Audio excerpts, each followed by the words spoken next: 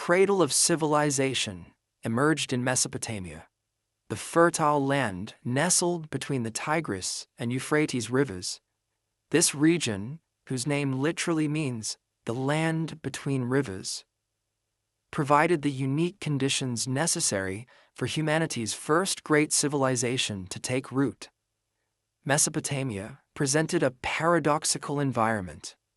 The surrounding desert created a harsh, unforgiving barrier, while the rivers offered life-sustaining waters. Summer temperatures soared mercilessly, yet the annual river floods deposited nutrient-rich silt across the floodplains. These natural contradictions shaped the character and ingenuity of the people who would call this land home. The earliest permanent settlements of the Ubaid culture appeared during the 7th millennium before Christ. At sites like Tel al-Ubaid, archaeological evidence reveals the first mud brick structures, the earliest foundations of what would evolve into the world's first urban centers. These settlers lived in a time before metal, before writing, before kings. Yet they laid the groundwork for all these innovations. The mastery of irrigation marked the critical turning point in this ancient land. By engineering canals, the early Mesopotamians redirected unpredictable river waters, transforming devastating floods into a managed resource. This control over water allowed cultivation of previously barren land, generating agricultural surpluses previously impossible in such an arid landscape. This convergence of geography and innovation birthed an unprecedented experiment in human organization.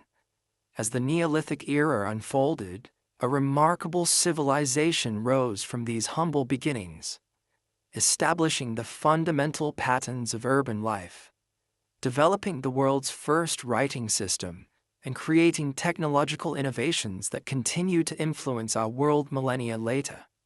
The Ubaid period, named after the archaeological site of Tel al-Ubaid near Uruk, represents humanity's first steps toward complex society in southern Mesopotamia. These pioneering settlers created distinctive pottery, with geometric designs painted in black on a greenish background, archaeological markers that allow researchers to trace their cultural spread. Simple at first, these ceramic vessels evolved into sophisticated forms with delicate patterns, evidence of specialized craftspeople dedicating entire lifetimes to perfecting their art. Village architecture during this formative period reveals increasing social complexity. The earliest settlements consisted of small, round huts made from bundled reeds, materials readily available in the marshy delta. By 6000 BC, rectangular buildings, constructed of hand-molded mud bricks, began to appear, arranged around central courtyards. This architectural evolution reflected changing social organization, from simple family groups to extended households with shared work areas. Analysis of plant remains from these early sites reveals sophisticated agricultural knowledge. Farmers cultivated 6-row barley, emmer wheat, and flax, rotating crops to maintain soil fertility. Date palms provided fruit, shade, and building materials. Vegetable gardens yielded onions, garlic, and beans to supplement the grain-based diet. Fishing, hunting waterfowl, and raising domesticated animals rounded out their subsistence strategy, creating a diverse food system resilient against any single crop failure. The foundations of social hierarchy emerged during this period. Archaeological evidence reveals variation in burial goods, some graves containing only simple pottery, others featuring exotic materials like obsidian and lapis lazuli, obtained through long-distance trade. These distinctions suggest differences in status, wealth, or social role. The complexity of irrigation networks further indicates coordinated labor under centralized leadership, as such systems required planning and maintenance beyond the capabilities of individual households. religious practice centered on communal shrines that grew increasingly elaborate over time. At Telebarda, archaeologists uncovered a tripartite temple with a central hall flanked by smaller rooms, an architectural pattern that would characterize Mesopotamian sacred buildings for millennia. Ritual objects found in these early shrines include female figurines, suggesting concern with fertility and regeneration. The increasing size and complexity of these religious structures reflect growing investment of community resources in spiritual infrastructure. Eridu stands as the most significant settlement of this formative era. Situated near an ancient lake in what is now southern Uruk, this site contains the oldest known temple in Mesopotamia. Archaeological excavations revealed 17 successive shrine buildings, constructed one atop another, spanning over 2,000 years of continuous religious activity. The earliest structure was a simple mud brick platform, but each rebuild enlarged and elaborated the design, culminating in a complex temple compound dedicated to Enki, god of the freshwater deep and divine patron of wisdom. This sacred precinct foreshadowed the grand religious complexes that would define later Mesopotamian cities. The transition from temporary camps to permanent villages fundamentally transformed human experience. When nomadic hunter-gatherers that moved seasonally in small bands, these agricultural pioneers established fixed communities tied to specific locations. Property concepts emerged as families invested labor in houses and fields that remained in use across generations. The ritual calendar synchronized with agricultural cycles, creating shared temporal rhythms that bound community members together. Seeds carefully selected and preserved, each harvest represented not only next year's crop, but accumulated knowledge transmitted across generations. At the heart of Sumerian civilization lay a revolutionary concept: the controlled manipulation of water. Long before the first ziggurats cast their shadows across the floodplain, these early farmers created networks of irrigation canals. Digging with simple stone and wooden tools, they connected the meandering rivers to distant fields through artificial waterways. This innovation transformed an unpredictable blessing into a reliable resource, allowing settlements to expand beyond the immediate riverbanks. The engineering feats accomplished with primitive technology astonish modern observers. Using only human labor and rudimentary tools, these ancient engineers maintained the precise gradients necessary for water flow over kilometers of terrain. They developed levee systems to protect fields from destructive floods and sluice gates to control water distribution. Sediment traps prevented silt accumulation that would have otherwise clogged the irrigation network. This water management infrastructure required constant maintenance, dredging channels, repairing embankments, clearing debris, necessitating organized communal labor under coordinated leadership. The sacred city of Eridu stands as testament to this transformative period. Founded in the 6th millennium BC, it grew around a temple dedicated to Enki, the water god, an acknowledgement of the life-giving force that made their existence possible. Archaeological layers reveal this site's humble origins as a small shrine, which gradually expanded into a complex with multiple buildings and courtyards. Eridu wasn't merely a settlement, it represented the first true temple town, where religious devotion became intertwined with civic administration. Most profoundly, this era witnessed humanity's decisive shift from nomadic hunting and gathering to settled agricultural life.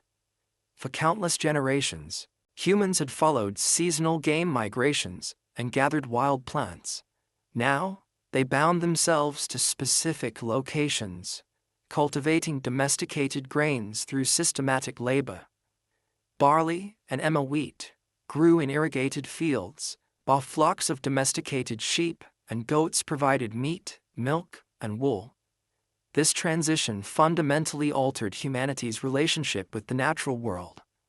The archaeological record reveals how this new lifestyle transformed social arrangements. Excavated homes show specialized spaces for food storage, evidence of planning for future needs. Clay tokens of various shapes appeared during this period, likely representing the earliest accounting system for tracking agricultural production. The appearance of communal burial grounds indicates stronger ties to place and community. People now lived and died within the same sacred geography. During this formative age, the foundations were laid for a social complexity unprecedented in human history. Villages grew larger with each passing century, as agricultural surpluses allowed population growth. Craft specialization emerged as individuals could now devote time to non-food producing activities. These developments set Mesopotamia on a trajectory toward urban life, the next great leap in the Sumerian story. As the 5th millennium before Christ drew to a close, the agricultural foundations laid in Eridu and other early settlements bore extraordinary fruit. The scattered villages of Sumer coalesced into something unprecedented in human history: true cities. At the forefront of this urban revolution stood a settlement destined to become the world's first metropolis. This great urban center expanded at an astonishing rate. By 3200 BC, massive walls enclosed nearly 6 kilometers of densely populated space, home to approximately 50,000 souls, a concentration of humanity previously unimaginable. This was no mere village grown large. It represented a fundamentally new form of human organization. The city walls, built of sun-dried mud brick, stood not only as defense against outside threats, but as symbolic boundaries between the ordered world within and the chaotic wilderness beyond. The urban landscape revealed sophisticated planning at every turn. At the city's heart rose the Inanna precinct, dedicated to the goddess Inanna, with its complex of temples arranged around courtyards and connected by processional ways. The White Temple, perched atop an artificial platform, a prototype for later ziggurats, commanded views across the entire settlement. Residential quarters spread outward from these sacred centers, with narrow winding streets creating neighborhoods that bustled with activity from dawn until dusk. Archaeological excavations in the Inanna district have uncovered a sophisticated complex of religious buildings, unlike anything previously seen in human history. The Stone Cone Temple, named for the decorative stone cones embedded in its walls, featured a tripartite plan with a central hall flanked by smaller chambers. Nearby stood the limestone temple, constructed of imported stone blocks, a remarkable luxury in stone-poor Mesopotamia, demonstrating the tremendous resources devoted to sacred architecture. The pillar hall contained massive columns supporting a high ceiling, creating an imposing internal space designed to inspire religious awe. These structures incorporated decorative elements like clay cone mosaics and copper panels that would have gleamed impressively in the harsh Mesopotamian sunlight. Across the city, the Anu Ziggurat complex represented another pole of sacred power. Dedicated to the sky god Anu, this artificial mountain rose in stages, with the White Temple crowning its summit. The stark white plastered walls of this shrine contrasted dramatically with the blue sky, visible from throughout the surrounding plain. Inside, a single room contained an altar, an offering table, where priests performed rituals connecting the earthly and divine realms. The monumental staircase ascending the ziggurat's face served as physical and symbolic pathway between human and divine spheres, a literal stairway to heaven. City life transformed human relationships in profound ways. No longer could everyone know everyone else. strangers now lived side by side, necessitating new social rules and hierarchies. The archaeological record reveals increasing variation in house sizes, evidence of growing social stratification. Some dwellings remained simple, single-room structures, while others expanded into multi-room compounds with private courtyards, reflecting the emergence of an elite class. Residential neighborhoods reflect this urban society's complexity. Archaeological excavations revealed densely packed houses along narrow, winding streets where refuse accumulated between infrequent cleanings. Extended families occupied multi-room dwellings, built around central courtyards that provided light, air circulation, and workspace for domestic activities.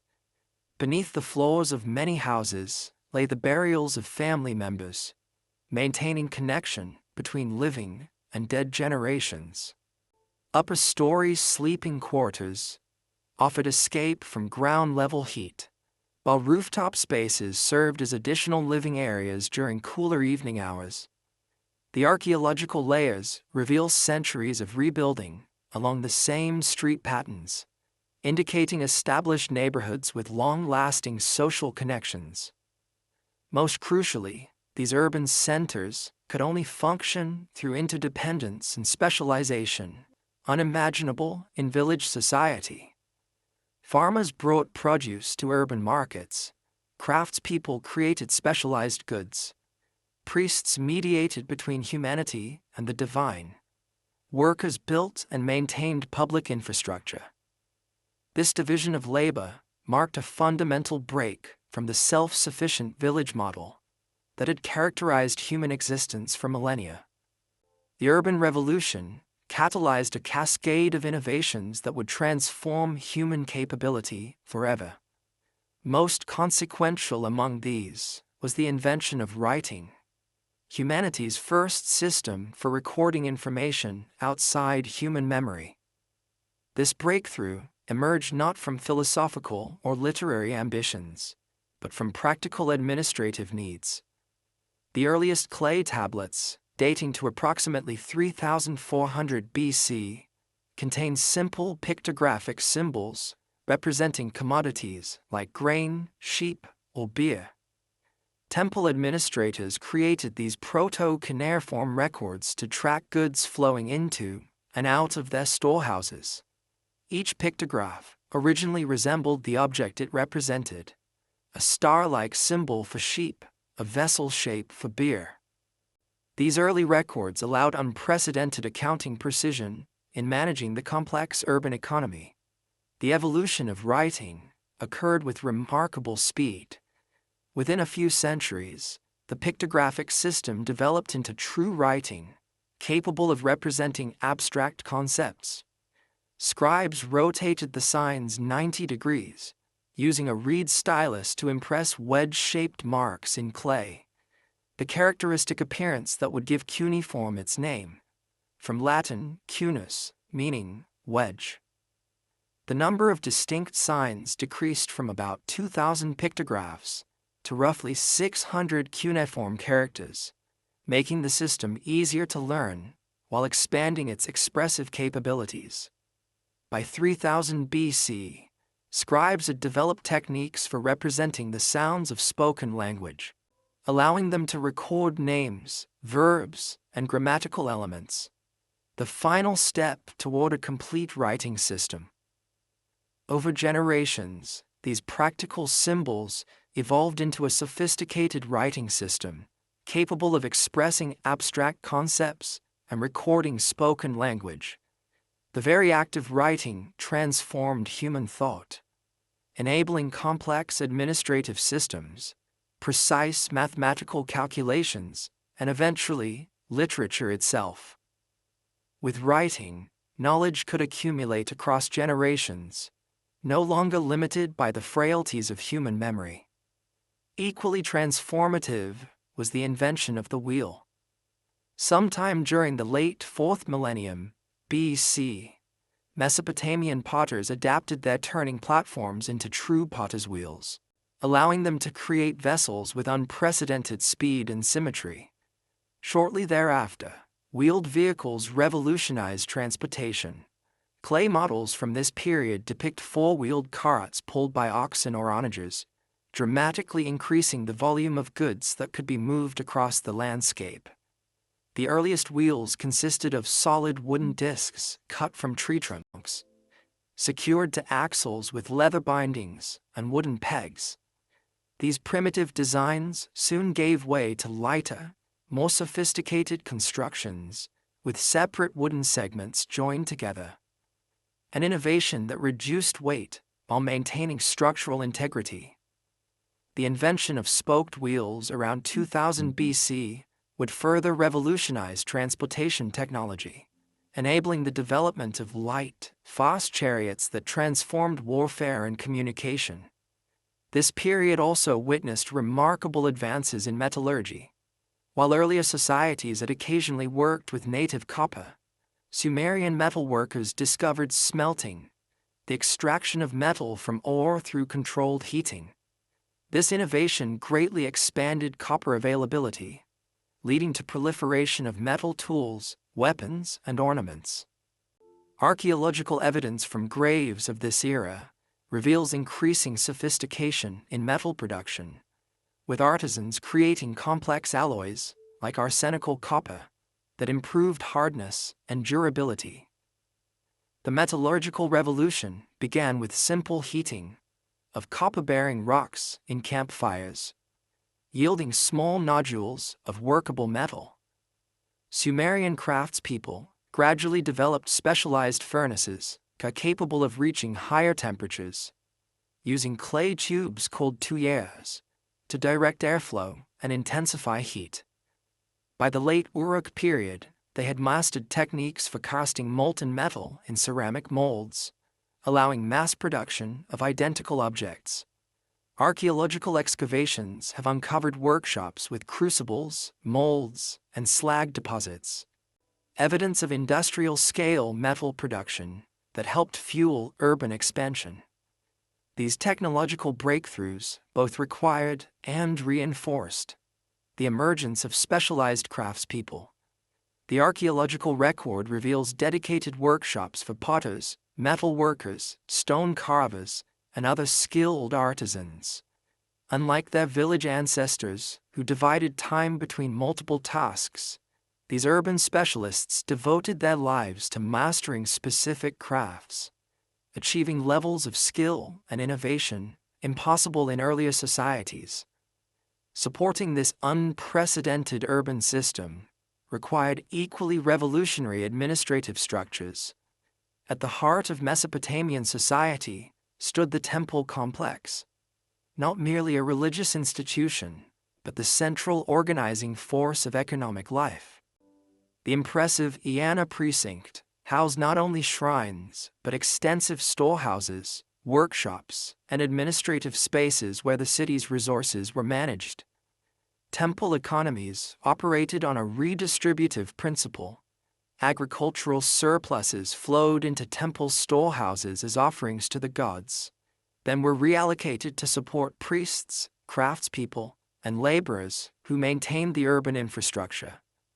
Early clay tablets reveal meticulous accounting of these resources. Records of grain distributions, ration allocations, and labor assignments that kept the complex urban machine functioning. The administrative challenges of managing urban resources drove innovations in accounting practice. Temple officials developed standardized ration systems, with specific allotments based on age, gender, and occupation. The archaeological record includes thousands of clay tokens in various shapes, cones, spheres, discs, that were used to track quantities of different commodities before being sealed in clay envelopes as permanent records. These counting devices eventually evolved into numerical notation on clay tablets, allowing more sophisticated bookkeeping. Administrators created complex systems for recording debits and credits, calculating interest on loans, and projecting agricultural yields. Mathematical innovations that formed the foundation for later economic development. The creation and maintenance of these records gave rise to a new and powerful social class, the scribes. Young men, and occasionally women, underwent years of rigorous training to master the complex writing system, memorizing hundreds of signs and learning to manipulate clay tablets with precision. Their education set them apart from the general population, granting them privileged positions in temple and palace administrations. The scribal class would remain a cornerstone of Mesopotamian civilization for 3,000 years. This period witnessed the emergence of clearly defined social stratification. Archaeological evidence reveals growing distinctions in housing, burial practices, and personal possessions. Administrative texts mention various titles and occupations: priests, overseers, merchants, craftspeople, and laborers, indicating a complex social hierarchy. Unlike the relative egalitarianism of village life, urban society created both opportunity for advancement and potential for exploitation. Perhaps most significantly, this era saw the first evidence of institutional inequality. Some tablets record the existence of individuals labeled as slaves or servants, though their precise status remains debated. Certain texts suggest that temple and later palace establishments controlled unfree labor, particularly for agricultural work and construction projects. This institutionalized inequality represented the dark counterpart to the remarkable achievements of early Mesopotamian civilization. As the fourth millennium drew to a close, the Sumerian experiment in urban civilization had proven remarkably successful. The innovations pioneered in southern Mesopotamia spread throughout the region and beyond, setting the stage for the next phase of development: the rise of competing city-states that would define the early dynastic period. As the third millennium before Christ dawned, Mesopotamia entered a new phase in its development. The previous era of urban expansion gave way to intense political fragmentation. The fertile plain between the rivers now hosted numerous competing polities, each centered around a major settlement with its surrounding agricultural lands.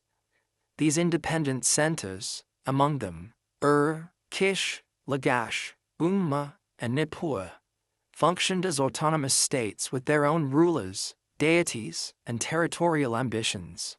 Each metropolis boasted formidable defenses, with massive walls protecting inhabitants from external threats. Administrative buildings, temples, and palaces dominated the central districts, while residential neighborhoods spread outward in dense clusters. Canals ran through these urban landscapes, providing water for domestic use and transportation arteries for goods. The architectural sophistication reflected generations of accumulated expertise in building techniques. The city of Uruk, excavated by Leonard Woolley in the 1920s and 1930s, exemplifies these early dynastic centers. Its double wall system enclosed nearly 60 hectares, with the outer wall extending over 4 kilometers in circumference. The massive ziggurat, though largely rebuilt in later periods, rested on early dynastic foundations. Residential quarters revealed densely packed housing along winding streets too narrow for wheeled vehicles.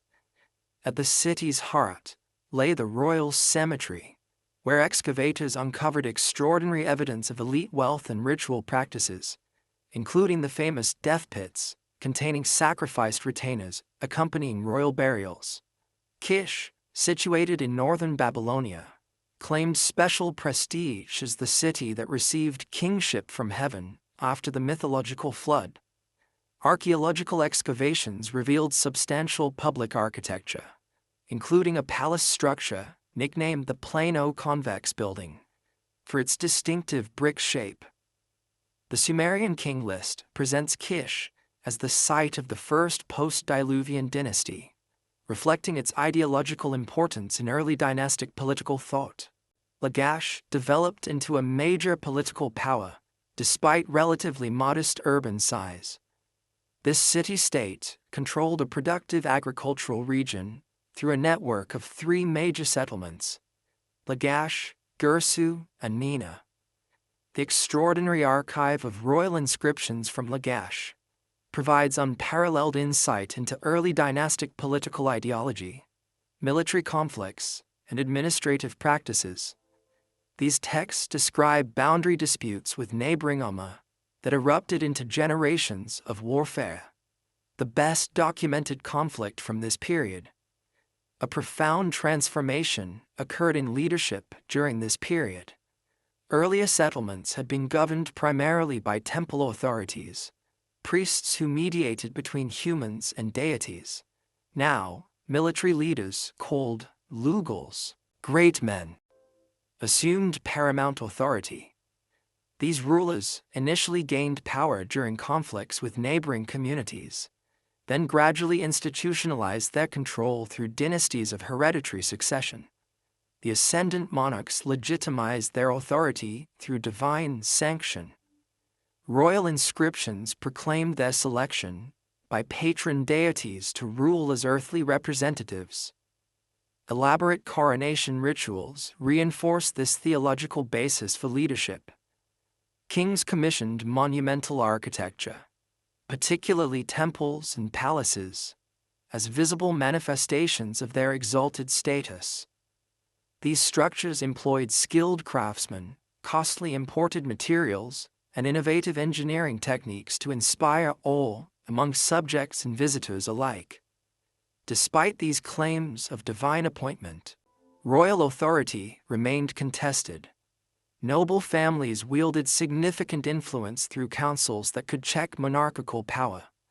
Local shrines maintained some autonomy from central control.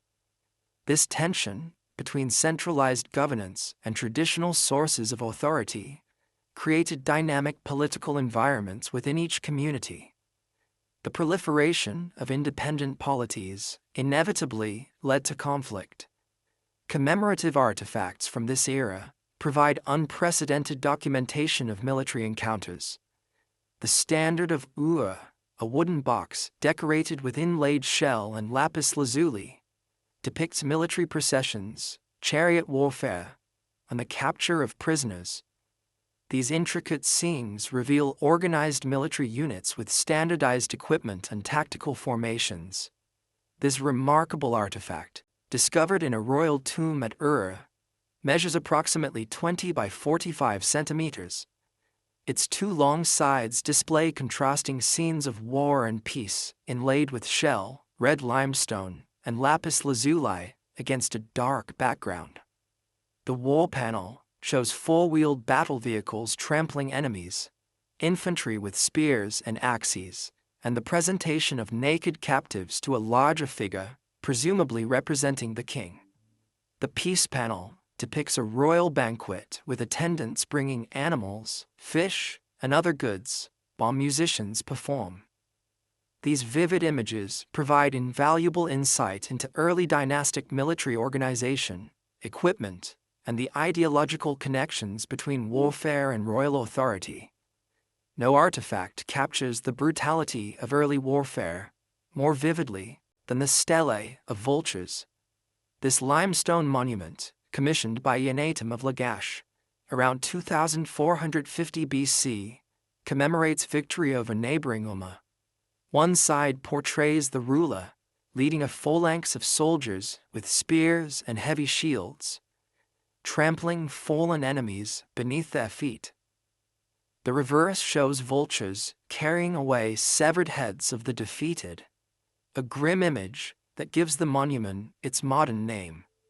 The stele details specific territorial disputes between Lagash and Umma concerning a fertile plain called Gutian. Accompanying inscriptions describe divine intervention in the conflict, with Lagash's patron deity Ningirsu appearing to Eannatum in a dream promising victory. After defeating Umma's forces, Eannatum imposed harsh terms, including tribute payments and the construction of memorial mounds over mass graves of the defeated enemy. The monument combines historical record, religious justification, and political propaganda, characteristic elements of Mesopotamian commemorative art. These conflicts stimulated military innovation. Archaeological evidence reveals increasingly sophisticated weaponry. Copper alloy spearheads replaced earlier stone tips. Helmets and body armor provided protection for elite troops. Composite bows extended the range of projectiles. Military specialists emerged as a distinct social class, receiving land allocations or rations in exchange for service to the ruling authorities. Excavations across Mesopotamia have uncovered specialized military equipment, reflecting growing martial sophistication. The helmet from Ur provides evidence of copper armor for elite soldiers. Mace heads evolved from simple stone spheres to elaborately carved symbols of authority. Standardized spearheads and arrowheads indicate mass production of military equipment. Most significant was the development of the composite bow, constructed from wood, horn, and sinew laminated together, which dramatically increased range and penetrating power compared to simple wooden bows. This weapon would remain the most sophisticated projectile technology in warfare until the invention of gunpowder. Most conflicts centered on agricultural land and water rights. The Stele of Vultures specifically mentions disputed boundary territories along irrigation canals. These precious resources justified bloodshed in a landscape where agricultural productivity determined economic and political survival. Victory brought not only territorial gain, but enhanced prestige for successful monarchs. Warfare's economic impact extended beyond conquest. Captives taken in battle supplied labor for construction projects and agricultural work. Tribute extracted from subjugated territories filled royal treasuries with precious materials and luxury goods. These resources funded further military campaigns in a cycle of competition that dominated intercity relations. Despite, or perhaps because of, this competitive environment, the early dynastic period witnessed remarkable cultural achievements. Archaeological excavations offer glimpses into daily life during this creative era. Residential districts contained homes ranging from simple single-room dwellings to complex multi-room compounds with internal courtyards. Most families lived in mud brick structures with reed roofs, cooking in central hearths and sleeping on reed mats. Diet consisted primarily of barley bread, supplemented with pulses, vegetables, fish, and occasionally meat. Beer, brewed from barley, served as both staple beverage and important cultural element, consumed in social gatherings and religious ceremonies. Pottery vessels in various sizes and shapes facilitated food preparation, storage, and consumption. Archaeological analysis of plant and animal remains provides detailed information about ancient Mesopotamian cuisine. Barley formed the foundation of the diet, processed into bread and porridge. Dates, apples, and pomegranates added sweetness, while garlic, onions, and leeks contributed flavor. Animal bones indicate consumption of sheep, goats, pigs, and fish, with meat generally reserved for special occasions or elite tables. Dairy products, particularly butter and various cheeses, provided essential fats and protein. Beer came in multiple varieties, from low-alcohol, daily beer, to stronger brews reserved for festivals and religious ceremonies. Leisure activities provided respite from labor. The royal game of Ur, discovered in elite tombs, demonstrates the importance of board games in Mesopotamian society. This two-player race game used dice and elaborately decorated playing boards, inlaid with shell, lapis lazuli, and red limestone. Such games were not merely entertainment, but venues for social interaction and displays of strategic thinking. The royal game of Uruk, excavated from royal tombs, dating to approximately 2500 BC, consisted of a wooden board with 20 squares arranged in 3 rows. Players moved pieces according to throws of tetrahedral dice, racing to move their 7 pieces across the board and off again. Certain squares offered protection or required additional throws. The complete rules, reconstructed from a much later Babylonian tablet, reveal a sophisticated game combining chance and strategy. Similar game boards have been found throughout the Near East, indicating the widespread popularity of this leisure activity across social classes and cultures. Women occupied complex social positions during this period. While patriarchal structures predominated, legal tablets reveal women's ability to own property, conduct business transactions, and serve in certain religious roles. Female ownership of textile workshops appears in administrative documents, suggesting economic independence for at least some women. The highest status belonged to women from royal and noble families, who could wield significant influence through family connections. Cuneiform records detail specific legal rights held by women in early dynastic society. Marriage contracts specified mutual obligations between spouses and conditions for divorce. Women could inherit property, including land and slaves, and manage these assets independently. Brewery operation often fell under female control, providing significant economic opportunities. Administrative texts mention female scribes, suggesting access to specialized education for some elite women. Religious institutions employed women as priestesses, particularly in temples dedicated to female deities. While gender inequality remained fundamental to social structure, women maintained greater legal and economic agency than in many later civilizations. Mathematical innovation flourished during this era. The sexagesimal system, based on units of 60, developed as a practical tool for commerce and administration.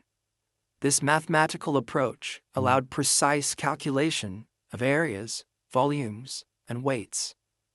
Clay tablets demonstrate advanced problem-solving techniques, including calculation of square and cube roots, and early algebraic methods for solving equations.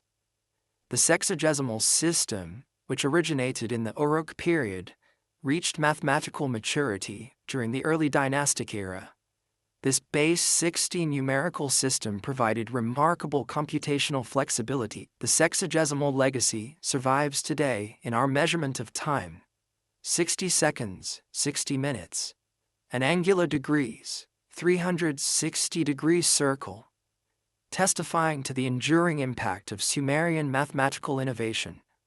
Cuneiform writing reached maturity during this period, evolving from earlier pictographic forms into a sophisticated script of hundreds of wedge-shaped signs. While primarily used for administrative and economic records, scribes began to compose literary texts, religious hymns, and royal inscriptions. The complexity of the writing system required years of training, creating a specialized scribal class who preserved and transmitted cultural knowledge. Excavated scribal schools, called ejubas, tablet houses, reveal rigorous educational practices. Students began by learning to shape clay tablets and handle writing styluses properly. Elementary exercises involved copying simple sign lists, progressing to complex vocabulary and bilingual Sumerian Akkadian dictionaries. Advanced training included legal terminology, mathematical calculation, and literary composition. Discipline was strict, with school texts mentioning punishments for errors or misbehavior. This standardized curriculum ensured transmission of cultural knowledge, while creating bonds among the educated elite who staffed administrative institutions throughout Mesopotamia. These cultural achievements, developed amid political fragmentation and frequent warfare, demonstrate the remarkable creativity of early dynastic society. The competitive environment between independent cities drove innovation, as each center sought to outshine its rivals through monumental architecture, artistic excellence, and intellectual achievement. The inhabitants of ancient Mesopotamia perceived their world as thoroughly permeated by divine presence. Natural phenomena, social institutions, and human activities all existed within a cosmic order established by supernatural powers. This worldview found expression in an elaborate pantheon of deities who controlled every aspect of earthly existence. At the pinnacle of this divine hierarchy stood four major deities. An, the sky god, represented supreme authority, but remained somewhat remote from human concerns. Enlil, lord of wind and storms, functioned as the active executive of divine will, issuing decrees that shaped cosmic destiny. Enki, master of the freshwater deep, embodied wisdom and crafty intelligence, often intervening to help humanity in times of crisis. Inanna, queen of heaven, governed love, fertility, and warfare, personifying the unpredictable forces of creation and destruction. Beneath these supreme powers, hundreds of lesser deities governed specific domains. Nana the moon, Utu the sun, Ninhursag the earth, Ninorta agriculture, Gibel fire, and countless others. Each aspect of reality had its divine supervisor, creating a thoroughly animated cosmos where natural phenomena expressed supernatural will. The Sumerians conceived that the gods had established a fundamental cosmic principle called Me, pronounced May. These divine powers, or ordinances, structured both natural and social reality, determining how the universe functioned at every level. When properly observed, the Me ensured harmony between human society and the cosmic order. The creation myth, Enuma Elish, though preserved in later Akkadian versions, contains elements originating in Sumerian cosmology. It describes primordial waters existing before heaven and earth separated. Divine generations emerged from these waters, with younger deities eventually defeating older chaotic powers. The victorious god, Marduk, replacing earlier Enlil in some versions, created the physical world from the body of defeated Tiamat, establishing cosmic order through divine combat. This narrative established a universe fundamentally shaped by divine will and power struggles, where stability required constant maintenance through proper religious observance. Creation myths explained humanity's place within this divine scheme. According to one tradition, humans were fashioned from clay, mixed with the blood of a slain god, creating beings who contained both divine essence and earthly substance. Another account describes humans made specifically to relieve the gods of labor, serving as divine workforces who would maintain temples, offer sacrifices, and perform the ritual work necessary to sustain cosmic order. The myth of Atrahasis details humanity's creation as a solution to divine labor problems. Lower-ranking gods had rebelled against their work, digging irrigation canals and maintaining cosmic infrastructure. In response, Enki and the mother goddess Nintu created humans from clay, mixed with the blood of a sacrificed god, forming beings to perform necessary labor in divine service. This narrative established humanity's fundamental purpose, maintaining divine service through religious practice and productive work. Later, when humans multiplied and became too noisy, the gods sent disasters to reduce their numbers, establishing mortality as a check on human population. These mythological frameworks established humanity's essential purpose: to serve the gods through proper worship and adherence to divine ordinances. This relationship was not viewed as exploitation, but as participation in a necessary cosmic partnership. By fulfilling their ordained role, humans ensured continued divine favor, which manifested as agricultural fertility, political stability, and protection from natural disasters. The temples stood at the center of Mesopotamian religious practice. Each major settlement featured monumental sacred complexes dedicated to local patron deities. These structures evolved from simple shrines to elaborate multi-room buildings, culminating in the massive stepped platforms that would later develop into classic ziggurats. These sacred precincts functioned as divine households, where deities dwelled among their human servants.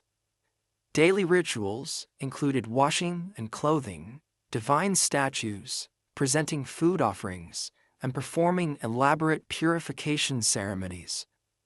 Professional priests and priestesses maintained constant ritual activity, ensuring uninterrupted divine presence within the community.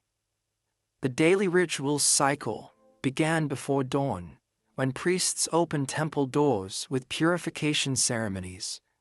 Morning offerings included bread, meat, beer, and incense presented to the deity's statue, understood not as mere representation, but as the god's physical manifestation on earth.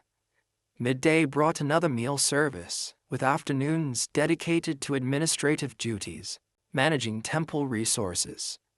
Evening rituals closed the day with further offerings, hymns, and prayers before the sanctuary was sealed for the night.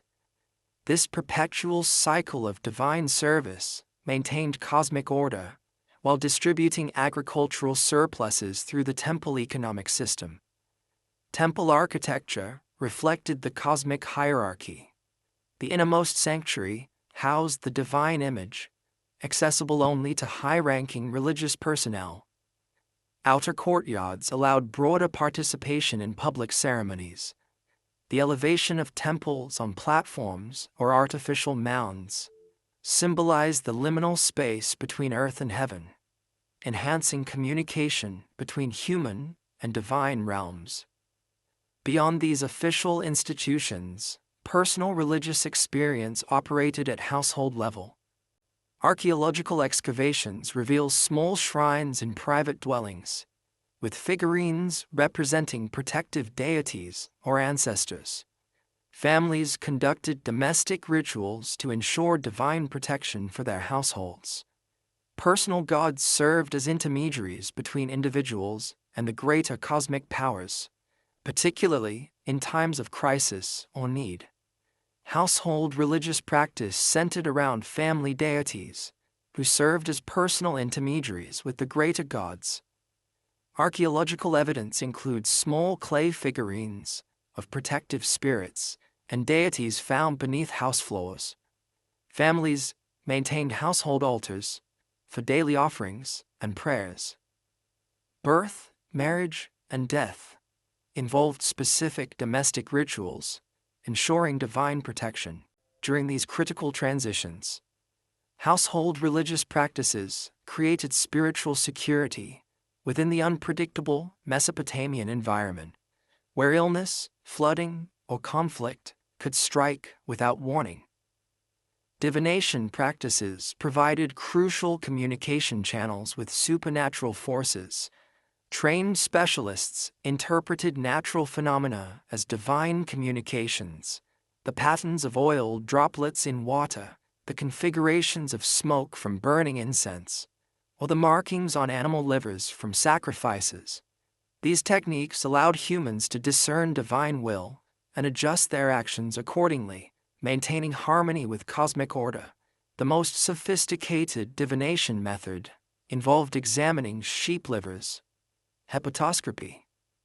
Based on the belief that deities inscribed their messages on the organs of sacrificial animals, diviners classified and interpreted features like protuberances, coloration, and the condition of the gallbladder according to systematic principles preserved in extensive technical manuals.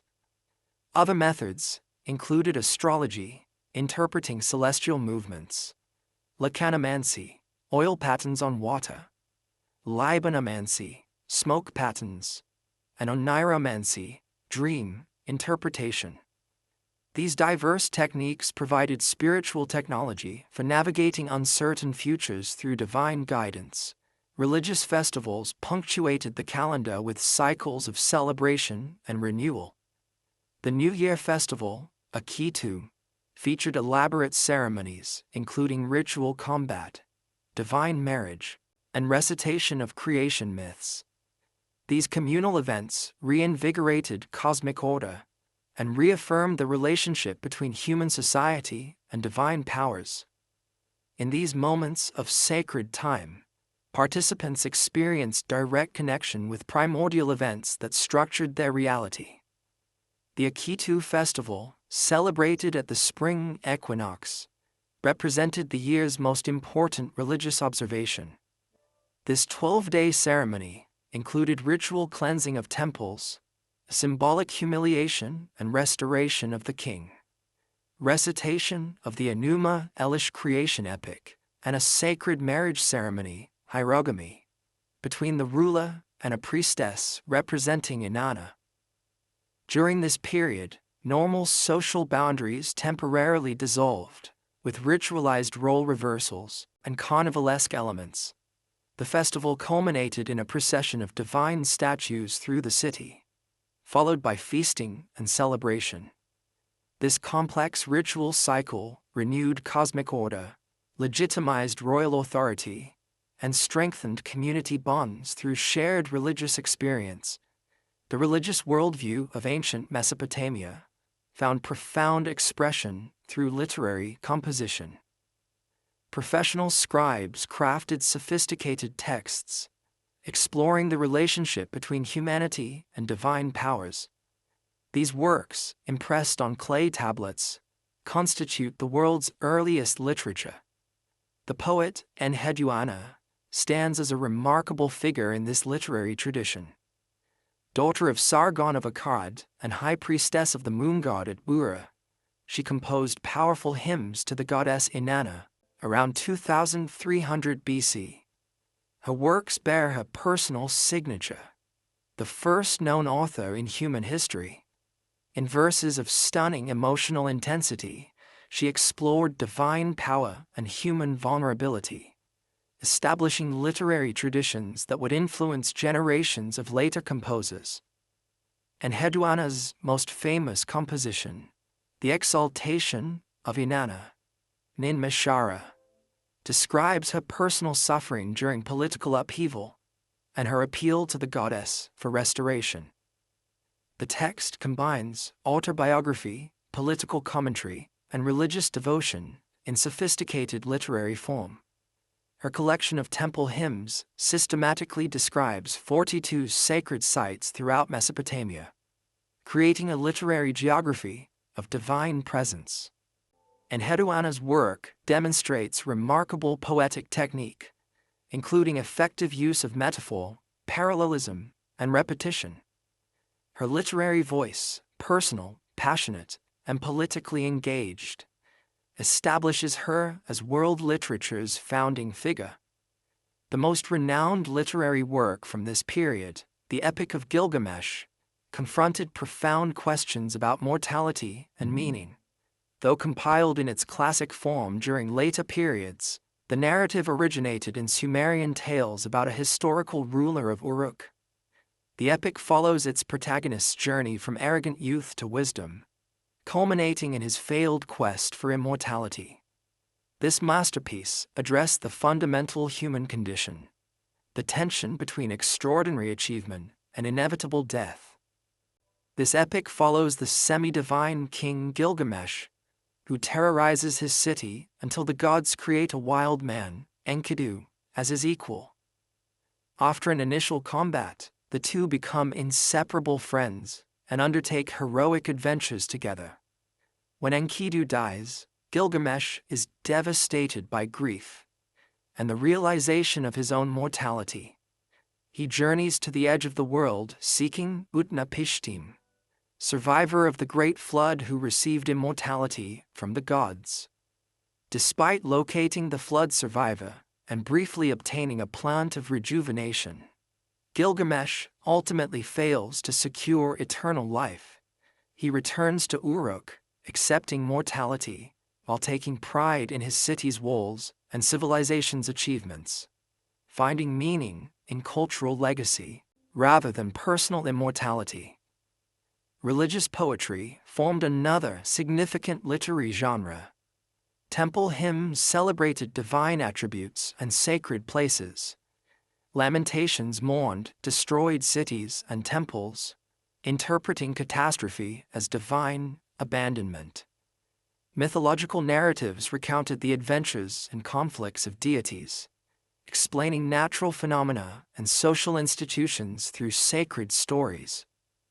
The myth of Inanna's descent to the underworld exemplifies the sophistication of Sumerian mythological literature. This dramatic narrative describes the goddess's journey to the realm of her sister, Ereshkigal, queen of the dead.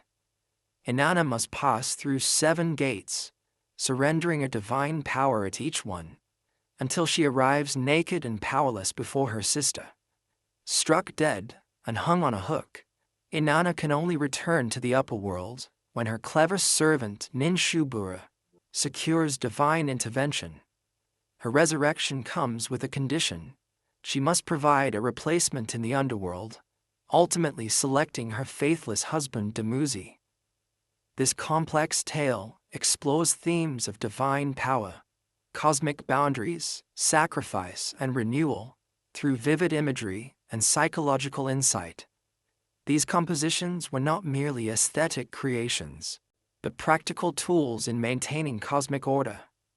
Public recitation of myths during festivals renewed the events they described. Lamentations served as spiritual technology to restore divine favor. Hymns activated divine presence in temple rituals. Literature functioned as a vital component in the complex relationship between human society and supernatural powers. The literary achievements of Mesopotamian civilization preserved religious concepts, historical events, and cultural values for future generations. These texts provide remarkable insight into how ancient peoples understood their world and their place within it. Through these written works, modern readers can glimpse the intellectual and spiritual landscape of humanity's first civilization. Amidst the kaleidoscope of competing city-states, a transformative figure emerged to reshape Mesopotamian political geography. This charismatic leader, born in obscurity, would forge history's first true empire. The dramatic narrative of his origins set the stage for his unprecedented achievements. According to legend, this child of humble birth was placed in a reed basket and set adrift on the Euphrates, a tale that would echo through millennia in similar stories of abandoned infants destined for greatness. Found and raised by a royal gardener, he rose through the ranks to become cupbearer to the king of Kish, gaining intimate access to the mechanisms of power. The legend of Sargon's birth appears in a first-person autobiographical text. My mother was a high priestess. My father I knew not. My mother conceived me. In secret she bore me. She set me in a basket of rushes. With bitumen she sealed my lid. She cast me into the river, which rose not over me. This origin story established divine favor as the foundation for his remarkable rise to power. Whether historical or propagandistic, the narrative effectively legitimized rule by someone lacking traditional royal ancestry, creating a powerful template for later usurpers throughout history. From this strategic position, the ambitious young man, who called himself Sargon, meaning legitimate king, orchestrated a coup against his royal master. Having secured control of Kish, he turned his formidable military talents against the other Sumerian city-states. One by one, the great urban centers fell to his disciplined forces. Even mighty Uruk, with its massive defensive walls, could not withstand his innovative siege tactics. Sargon's military campaigns, commemorated in later literature and contemporary inscriptions, employed unprecedented scale and organization. His forces reportedly numbered 5,400 men, who ate bread daily before him. suggesting a standing professional army rather than seasonal militia. This military innovation gave him decisive advantage over city-states relying on citizen soldiers. The conquest of Uruk and capture of its king, Lugalzajasi, who had previously unified southern Mesopotamia, marked a crucial victory. Sargon humiliated his defeated rival by parading him in a neckstock to the gate of Enlil's temple at Nippur, a powerful symbolic statement of divine favor transferring to the new ruler. Within a generation, Sargon's conquests extended far beyond traditional Sumerian territory. His armies marched victorious through the Tigris-Euphrates Valley, across the Syrian plateau, into Anatolia, and possibly as far as the Mediterranean coast. Administrative documents suggest his influence reached into present-day Iran and beyond. These campaigns created a territorial state encompassing diverse geographical regions and ethnic populations. Royal inscriptions claim Sargon made tributary the lands from the Upper Sea to the Lower Sea, the Mediterranean to the Persian Gulf. Archaeological evidence confirms Akkadian presence throughout northern Mesopotamia, with imperial administrative centers established at strategic locations. Trade networks secured access to precious materials: cedar from Lebanon, silver from Anatolia, lapis lazuli from Afghanistan. The empire's geographical extent required innovative systems for communication and control across vast distances, including standardized weights and measures, imperial road systems, and provincial administrators loyal to the central authority.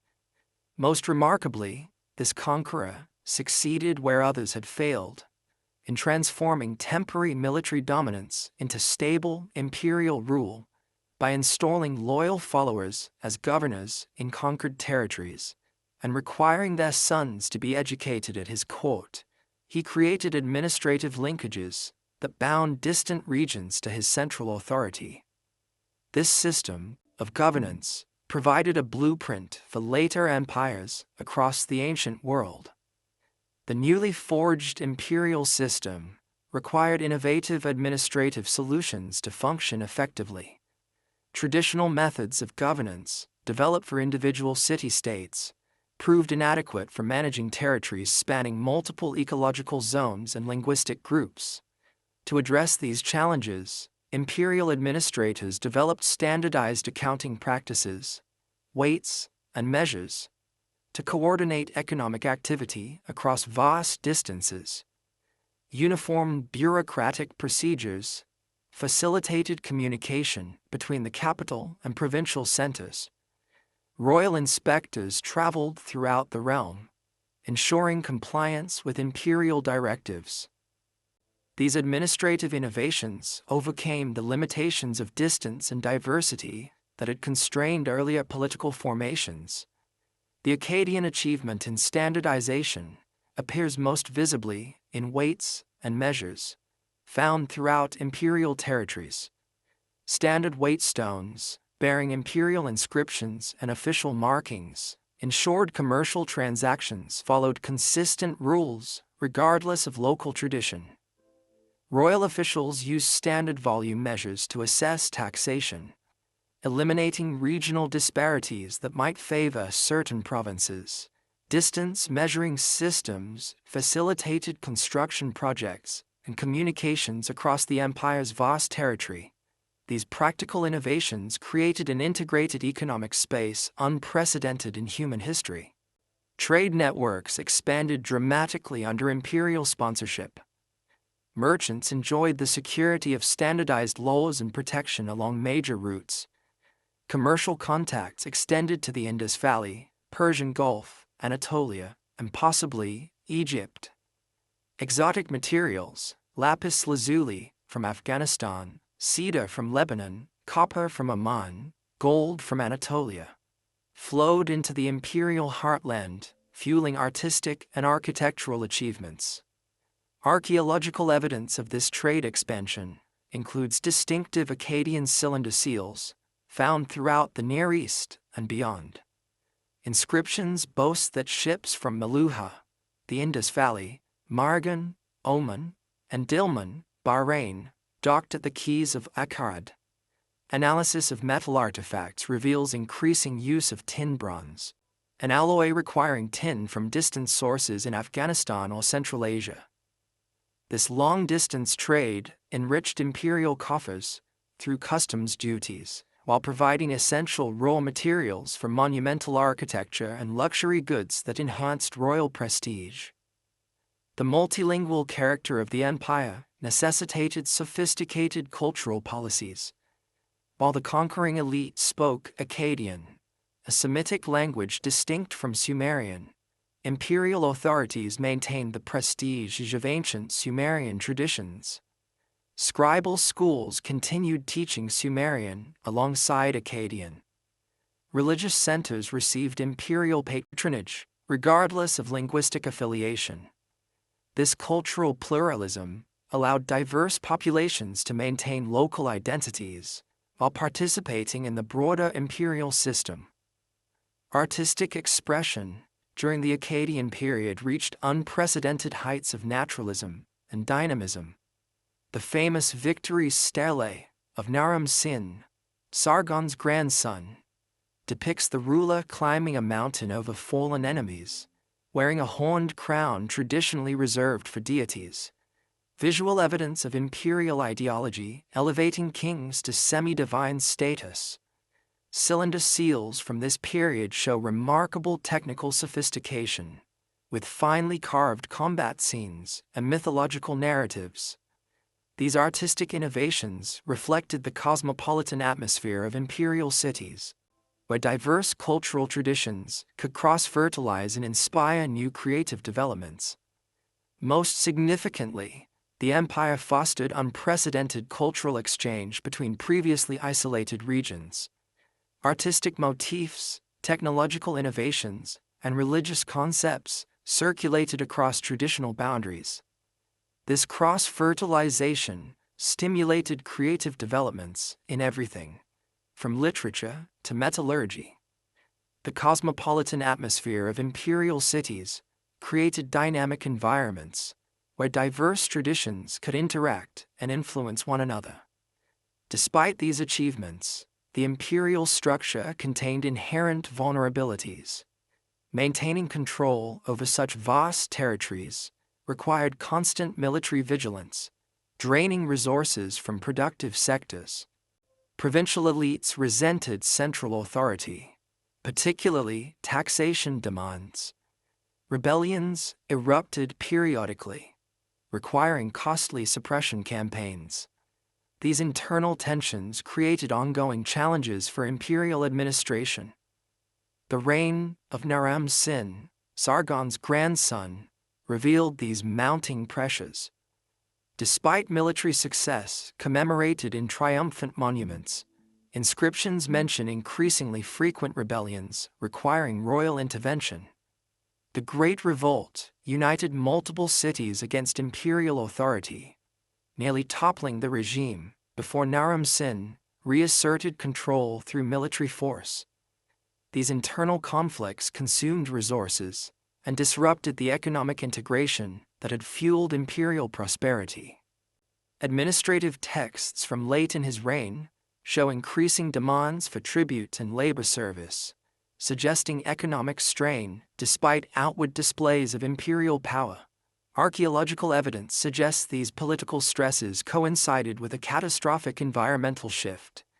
Around 2200 BC, the region experienced what scientists now call the 4.2 kiloyear event, a period of severe drought lasting several decades. Sediment cores from the Persian Gulf and pollen samples from regional lakes indicate dramatically reduced rainfall during this period. This climatic disruption struck a civilization dependent on irrigation agriculture with devastating consequences. Modern paleoclimatic research reveals this drought affected regions from the Aegean to the Indus Valley, triggering civilizational collapse across multiple societies simultaneously. Analysis of deep-sea cores from the Gulf of Oman shows dramatically increased dust levels, indicating severe aridification. Archaeological surveys in northern Mesopotamia document site abandonment rates exceeding 75% during this period, with settlement patterns showing population movement from dry farming regions to river valleys. Agricultural systems optimized for previous climate conditions proved unable to sustain production under these changed circumstances. As drought conditions intensified, crop yields plummeted throughout the empire. Canal systems, lacking sufficient water, fell into disrepair. Food shortages led to population decline in major urban centers. Tax revenues decreased, undermining imperial capacity to maintain administrative control and military readiness. This environmental catastrophe exposed and exacerbated the structural weaknesses of the imperial system. A literary text known as The Curse of Akkad dramatically describes this period of ecological and political collapse. For the first time since cities were built and founded, the great agricultural tracts produced no grain. All the foreign lands under the sun produced no grain. The large fields and orchards produced no fruit, no new plants grew. While containing mythological elements, attributing the disaster to divine punishment for Naram-Sin's religious transgressions, this composition preserves cultural memory of the devastating environmental conditions that contributed to imperial collapse. The combined pressures of internal rebellion, environmental degradation, and agricultural failure created optimal conditions for external invasion.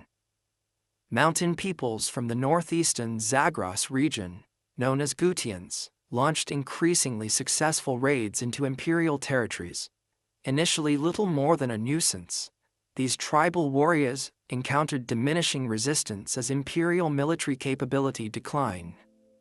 The Gutians, described in Mesopotamian texts as an uncivilized people who know no inhibitions and have human intelligence but canine instincts, exploited the empire's weakened condition.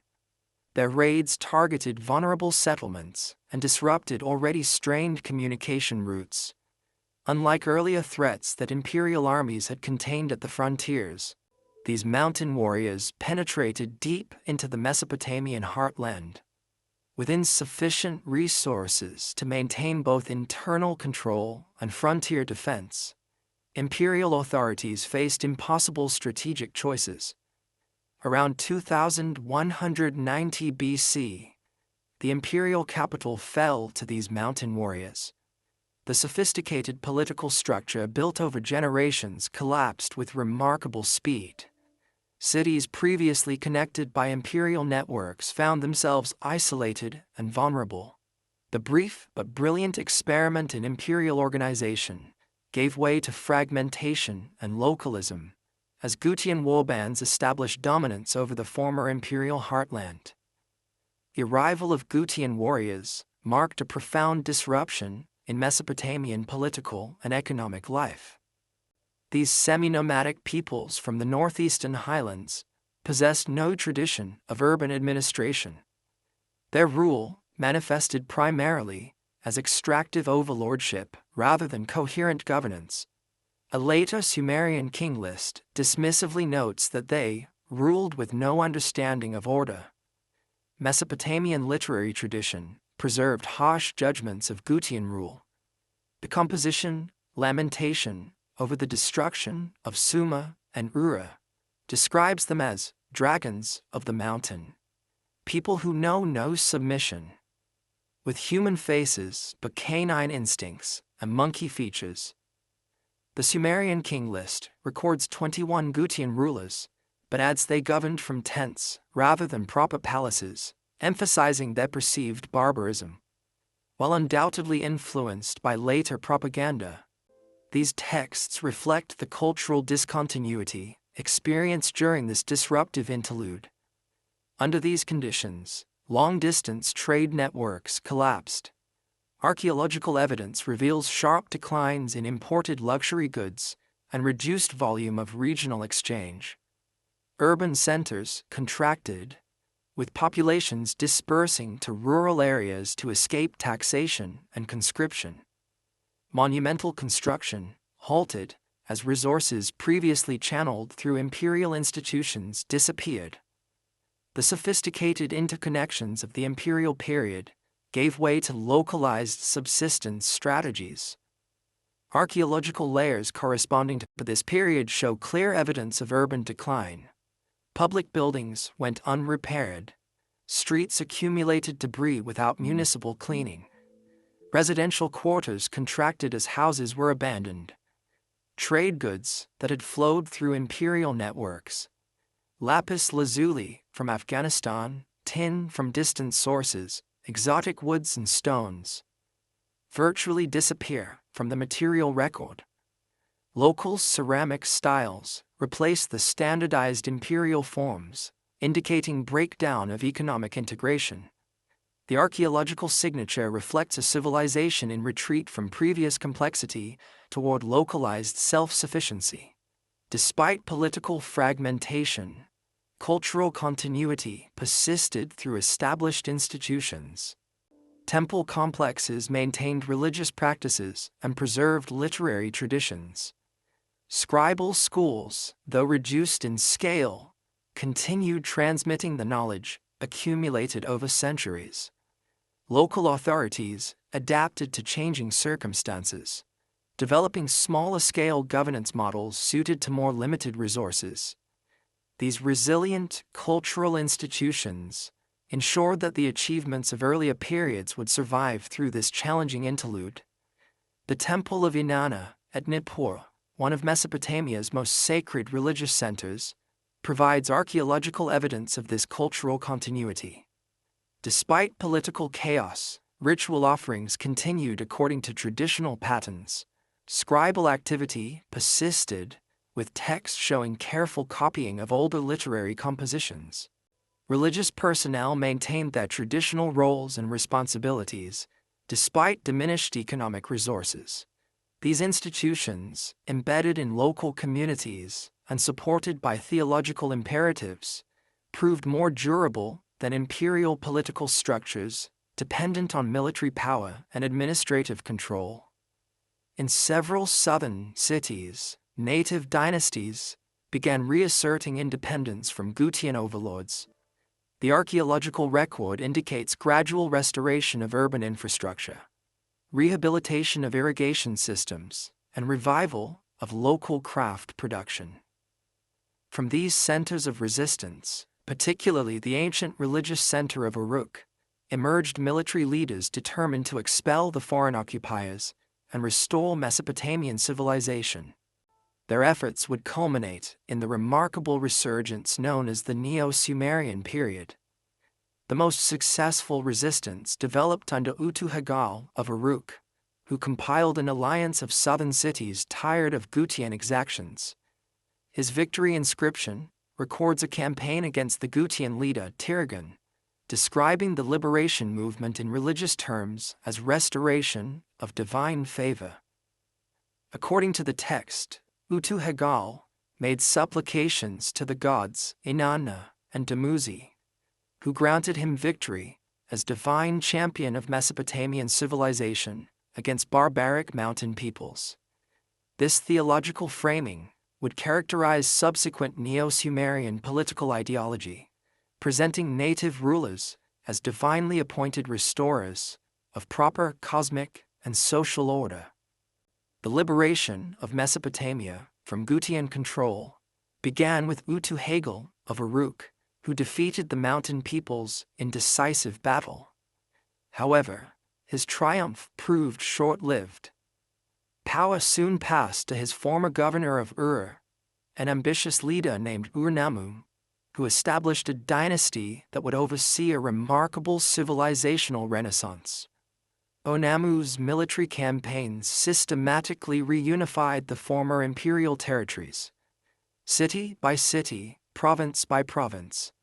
His forces re-established central authority throughout Sumer and Akkad. These conquests differed from earlier imperial expansion in their ideological framing.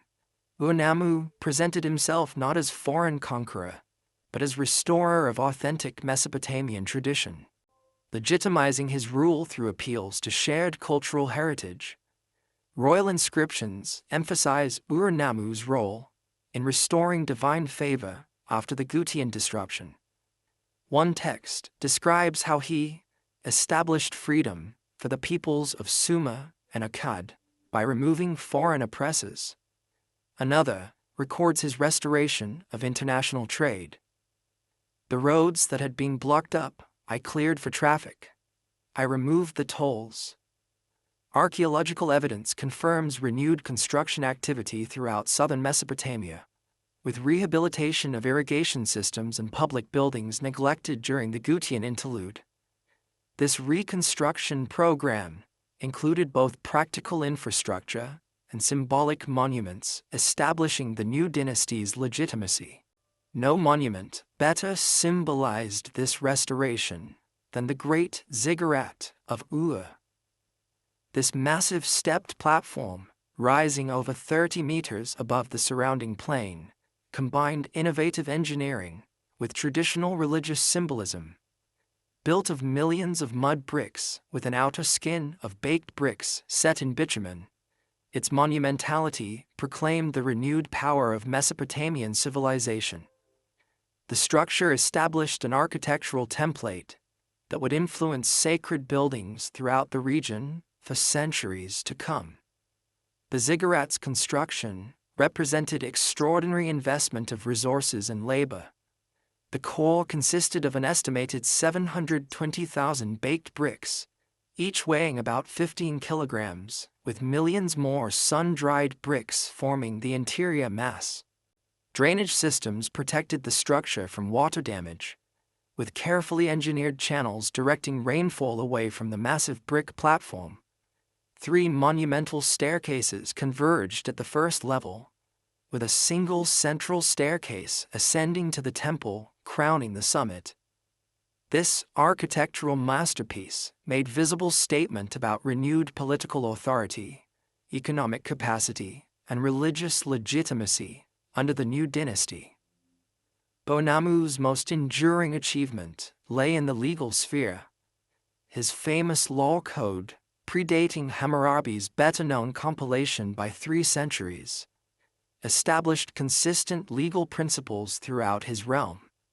The surviving fragments address issues ranging from family law to commercial regulations, specifying graduated penalties based on the severity of offenses. This systematic approach to justice represented a significant advance in governmental theory and practice, balancing central authority with predictable legal procedures. The Code of Ur-Nammu begins with a prologue, establishing divine authorization for the king's judicial authority. The laws themselves use conditional formulations. If a man commits X, then Y shall be done to him. Topics covered include homicide, sexual offenses, false testimony, agriculture, and slavery. Unlike later Babylonian law, which frequently prescribed death or mutilation, Ur-Nammu's code primarily imposed monetary compensation for injuries. This preference for restitution over retribution suggests a sophisticated understanding of law's social function. The code's implementation throughout the realm created unprecedented legal uniformity, facilitating commerce and strengthening central authority, while protecting individuals from arbitrary treatment. The accession of Ur-Nammu's son, Shulgi, initiated a remarkable 48-year reign that would become synonymous with effective governance and cultural flourishing. This monarch combined military prowess with administrative genius, creating governmental systems of unprecedented sophistication. Shulgi's bureaucracy established new standards for organizational efficiency. The empire was divided into administrative provinces, governed by officials directly responsible to the royal court. Standardized record-keeping practices ensured consistent taxation and resource allocation throughout the realm. Royal messengers carried communications along a highway system connecting major centers. Most impressively, a complex redistributive economy moved agricultural goods from productive regions to administrative centers, and then to areas of need or specialized production. The administrative archive from the provincial capital of Umma illustrates this bureaucratic sophistication. Thousands of tablets record grain shipments, labor assignments, livestock management, and taxation with remarkable precision. Officials categorized agricultural land according to productive capacity, calculated expected yields based on systematic formulas, and assigned appropriate tax obligations. Labor crews received specific work assignments with daily quotas. Messengers traveled fixed routes on regular schedules, carrying administrative communications and material goods. This documentation reveals a governmental apparatus operating with mathematical precision across a complex economic landscape. Taxation operated with mathematical precision. Royal officials assessed fields according to systematic formulas, calculating expected yields and corresponding tax obligations. Labor requirements for public works were similarly quantified, with clear specifications for work units and time allocations. This quantitative approach to governance allowed more efficient resource utilization than any previous administrative system. The Barla tax system represented the most sophisticated element of Neo-Sumerian administration. This rotational obligation required each province to support the central government for a specified period annually, providing agricultural products, manufactured goods, and labor service according to carefully calculated quotas. Provincial governors maintained extensive documentation tracking these obligations, which royal inspectors verified to prevent corruption. This system distributed economic burdens equitably while ensuring continuous support for central institutions, regardless of seasonal agricultural cycles. The mathematical precision and organizational complexity of this arrangement exceeded anything previously seen in human governance. Alongside these practical innovations, Shulgi fostered a renaissance of literature and scholarship. The monarch himself claimed literacy in both Sumerian and Akkadian, composing hymns celebrating his achievements. Royal patronage supported the collection and preservation of older texts alongside creation of new compositions. The standardization of the Sumerian literary canon during this period ensured the survival of works that might otherwise have been lost to history. Royal propaganda presented Shulgi as the ideal king, warrior, scholar, athlete, and divine intermediary. Self-praise hymns, likely composed by court poets but attributed to the king himself, describe extraordinary accomplishments. I am a knowledgeable scribe of Nisarba, goddess of writing. I know the ancestral language, Sumerian. I can resolve difficult arithmetical problems. One hymn claims he ran from Nippur to Uruk, approximately 160 kilometers, and back in a single day to officiate at religious festivals in both cities. These compositions established royal ideology, emphasizing the king's superhuman capabilities and divine favor, while promoting cultural values of literacy, physical prowess, and piety. Education received particular emphasis under Shulgi's administration. The Aduba, tablet house system, trained new generations of scribes through rigorous curriculum. Students progressed from basic sign memorization through increasingly complex textual exercises. Advanced training included mathematics, legal terminology, and literary composition. This educational system produced the administrative experts needed to operate the sophisticated bureaucracy while simultaneously preserving cultural traditions. Archaeological evidence of scribal education includes exercise tablets showing characteristic patterns of student work. sign lists, model contracts, multiplication tables, and literary excerpts with corrections. Excavated school buildings reveal classroom arrangements with benches for students and platforms for instructors. Texts describing school life mention strict discipline, with physical punishment for errors or misbehavior. The curriculum combined practical administrative training with cultural indoctrination, ensuring graduates possessed both technical skills and appropriate ideological orientation. This educational system produced the administrators, accountants, and record keepers who maintained Neo-Sumerian governance while preserving literary and religious traditions. The stability and prosperity of the Neo-Sumerian period allowed remarkable advances across multiple fields of knowledge. Medical texts from this era reveal sophisticated understanding of anatomy, disease processes, and treatment approaches. Physicians recognize the distinction between supernatural and natural causation, applying different therapeutic strategies accordingly. Pharmaceutical prescriptions combined plant, mineral, and animal substances into complex formulations tailored to specific conditions. These medical traditions established foundations for healing practices that would influence subsequent Mesopotamian and eventually Greek medicine. Medical knowledge appears in cuneiform tablets categorizing diseases according to affected body parts and symptoms. Therapeutic approaches included herbal remedies with precisely specified preparation methods, surgical procedures described with anatomical accuracy, and ritual interventions addressing supernatural causes. The diagnostic handbook tradition, though preserved in later copies, originated during this period of systematic knowledge organization. These texts reveal sophisticated understanding of observable symptom patterns and their prognostic significance. This empirical approach to medicine, combining practical observation with theoretical framework, established intellectual foundations that would influence medical practice for millennia. Brewing technology achieved particular refinement during this period.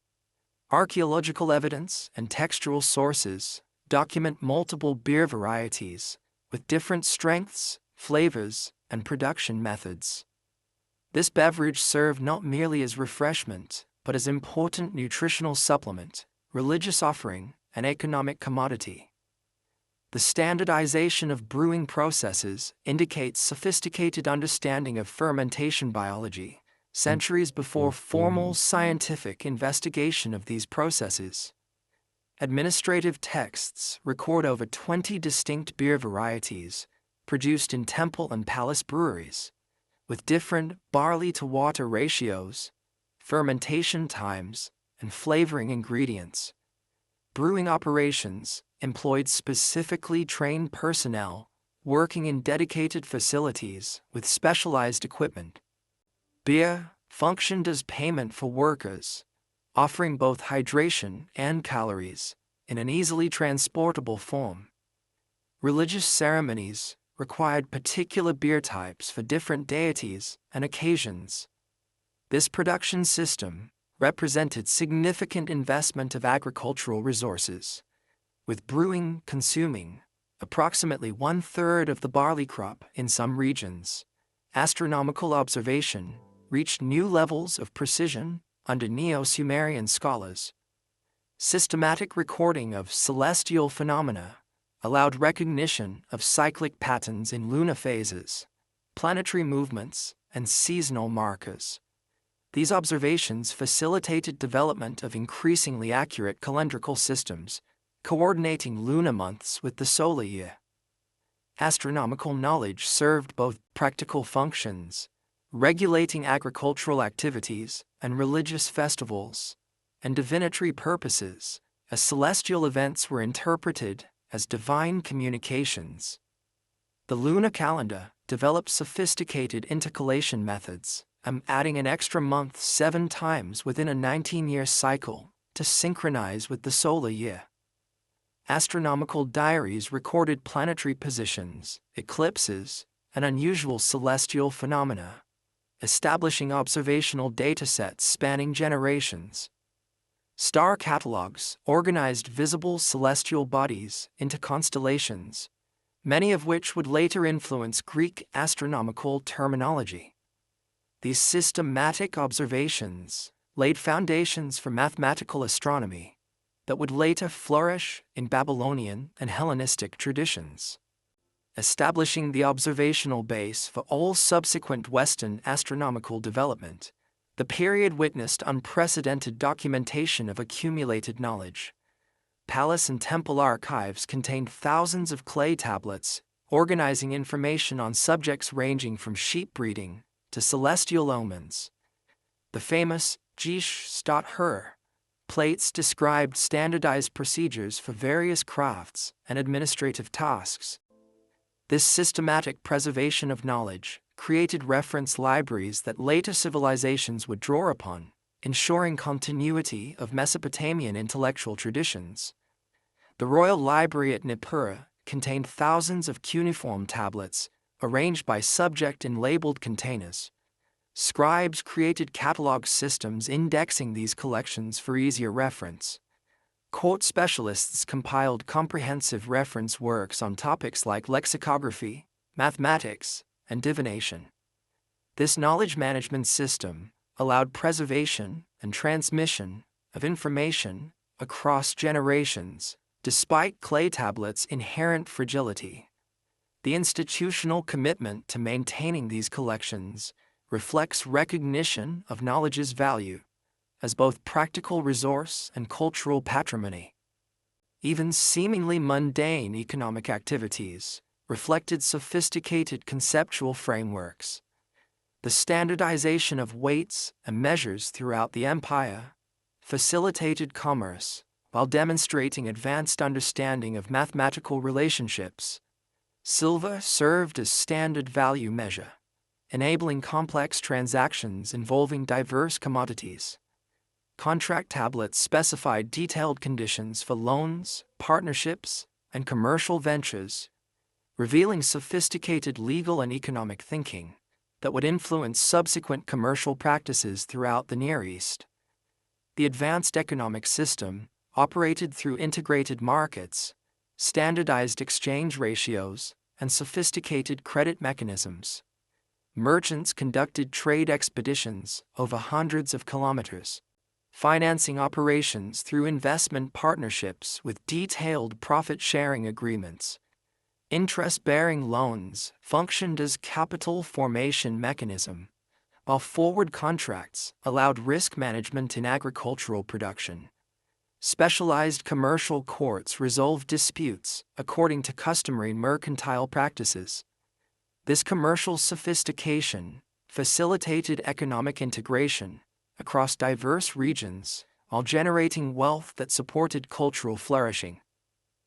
The elaborate administrative structure of the Neo-Sumerian state contained seeds of its own destruction. The centralized bureaucracy, while efficient at resource extraction, placed heavy demands on agricultural producers. Tax burdens and labor requirements left rural populations vulnerable to environmental disruptions. Archaeological evidence suggests increasing salinization of agricultural lands due to intensive irrigation, gradually reducing productivity despite sophisticated farming techniques. Analysis of soil samples from southern Mesopotamia reveals progressive salt accumulation during the late 3rd millennium BC. The irrigation systems that made agriculture possible in this arid region gradually raised the water table, bringing dissolved minerals to the surface where evaporation concentrated them. Crop yields declined as salt concentrations exceeded tolerance thresholds for barley and wheat. Farmers adapted by switching to more salt-tolerant barley varieties and leaving heavily affected fields fallow. But these measures provided only temporary solutions to a progressive problem. The environmental sustainability challenges faced by late Sumerian civilization foreshadowed issues that would affect many subsequent intensive agricultural societies.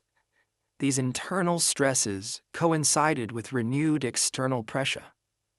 The Elamites from the eastern highlands, long rivals of Mesopotamian powers, launched increasingly aggressive campaigns against border provinces. Simultaneously, Amorite pastoralists from Syria infiltrated agricultural areas, initially as seasonal workers, but gradually establishing permanent settlements. These combined pressures stretched military resources beyond sustainable limits. Administrative texts from the late reign of Ibbi-Sin, last king of the Ur Dynasty, document increasing difficulty maintaining territorial integrity. Provincial governors reported inability to repel Amorite incursions without reinforcements that never arrived. Communication between the capital and outlying regions became intermittent as security deteriorated.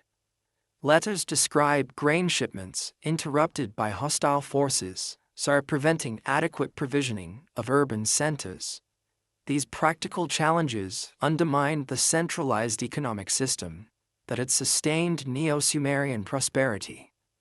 The final blow came in 2004 BC, when Elamite forces sacked the capital city of Ur. Cuneiform accounts describe the devastation in vivid terms. Temples desecrated, walls breached, people carried into slavery. The Lament for Ur, a poetic composition mourning this catastrophe, portrays the city's guardian deity abandoning her shrine like a bird fleeing its nest. This evocative text captures the psychological impact of political collapse on a population that had equated their social order with cosmic harmony. The lament describes Ur's fall in harrowing detail. The city is destroyed, the people groan. In its boulevards where the feast days were celebrated, dead bodies are lying about. In its avenues where the dances were held, they are viciously attacked. This poetic composition not only mourned the physical destruction, but interpreted it theologically as divine abandonment. Nana, moon god, has abandoned his city. Its people are as if they had never lived there. The text exemplifies the Mesopotamian understanding of political catastrophe, a symptom of cosmic disorder, requiring ritual lamentation to restore divine favor. The fall of Ur marked the end of Sumerian political dominance, though many cities continued to exist, often with significant populations. They no longer functioned as independent power centers. Political authority shifted northward to Amorite dynasties, establishing new capitals at Isin, Larsa, and eventually Babylon. These rulers adopted many elements of Mesopotamian cultural tradition, while introducing distinctive innovations reflective of their different cultural origins. The most visible marker of this transition appeared in language patterns. While Sumerian had persisted as administrative and liturgical language throughout the Imperial and Neo-Sumerian periods, Akkadian increasingly dominated everyday communication. By about 1800 BC, Sumerian survived primarily as a scholarly and religious language, similar to Latin in medieval Europe. This linguistic shift reflected broader cultural changes as Amorite populations integrated into Mesopotamian society, bringing new perspectives and traditions. Sociolinguistic evidence from personal names, correspondence, and legal documents demonstrates the acceleration of this language transition after Ur's fall.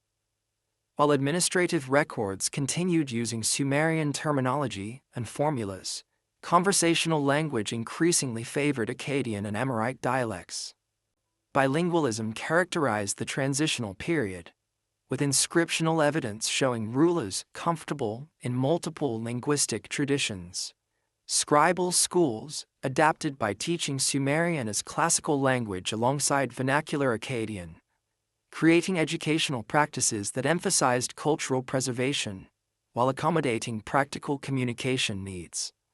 Political leadership passed definitively to Amorite dynasties. These rulers legitimized their authority by adopting traditional Mesopotamian royal ideology, while maintaining distinctive tribal identities. The most successful among them, Hammurabi, of Babylon, would eventually reunify much of the former Sumerian territory under northern leadership.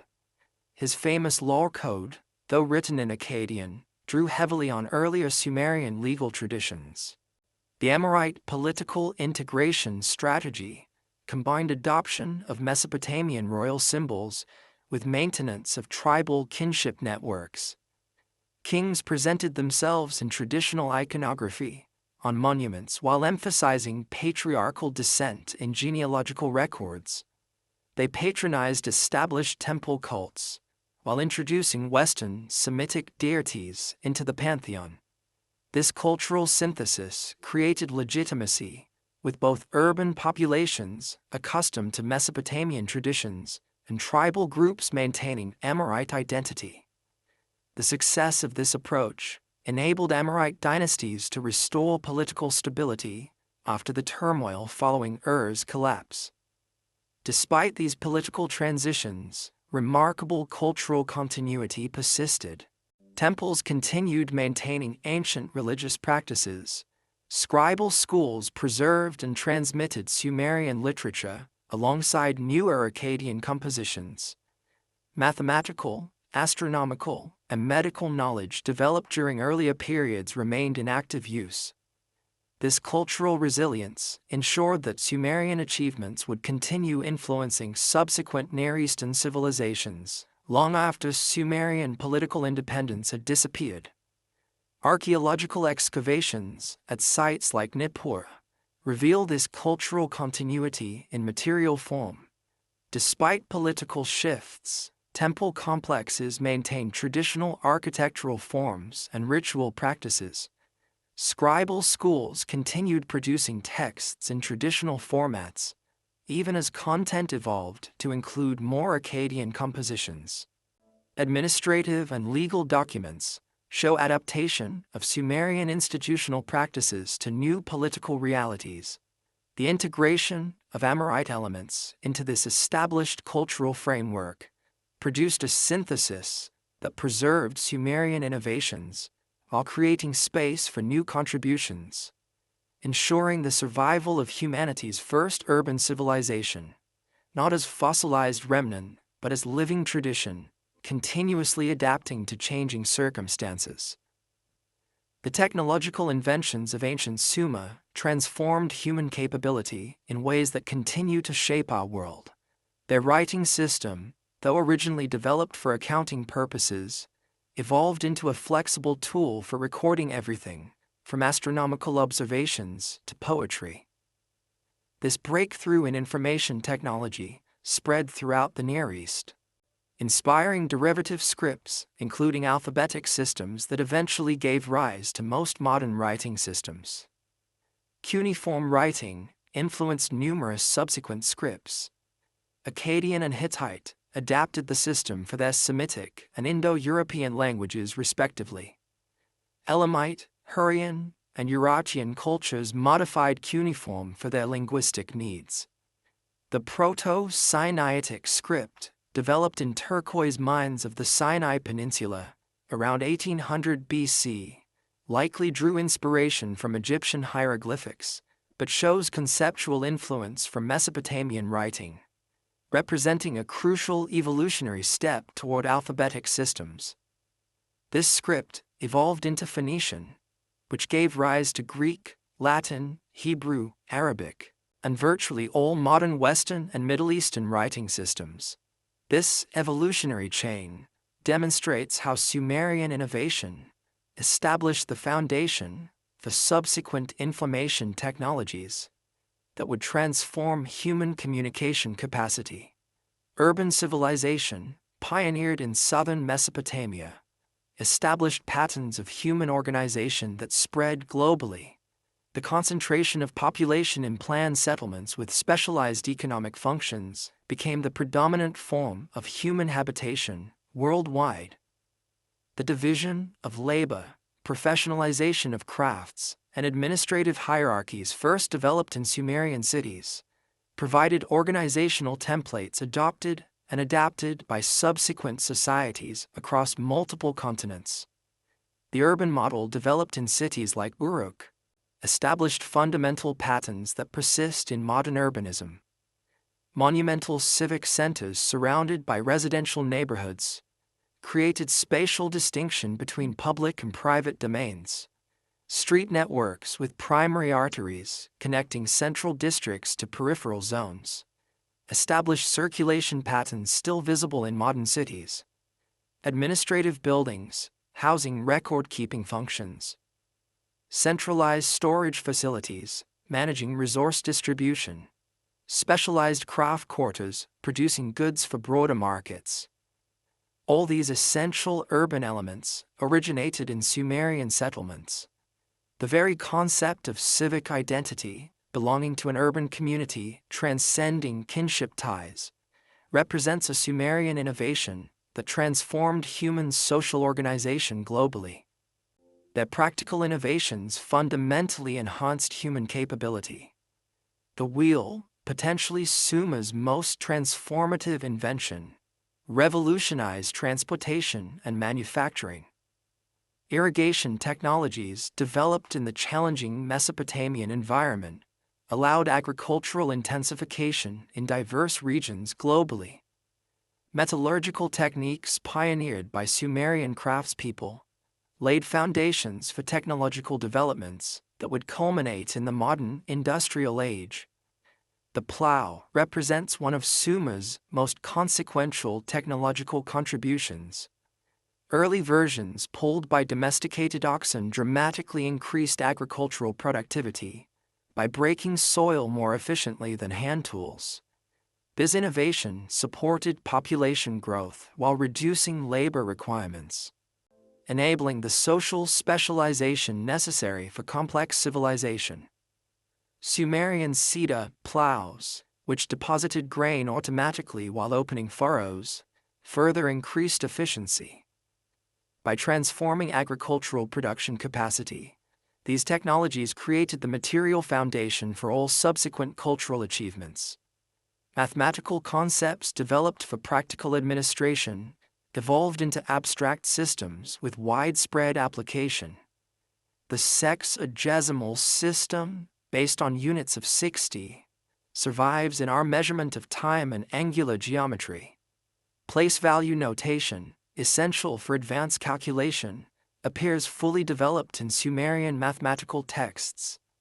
These numerical innovations enabled increasingly sophisticated understanding of quantitative relationships across multiple disciplines.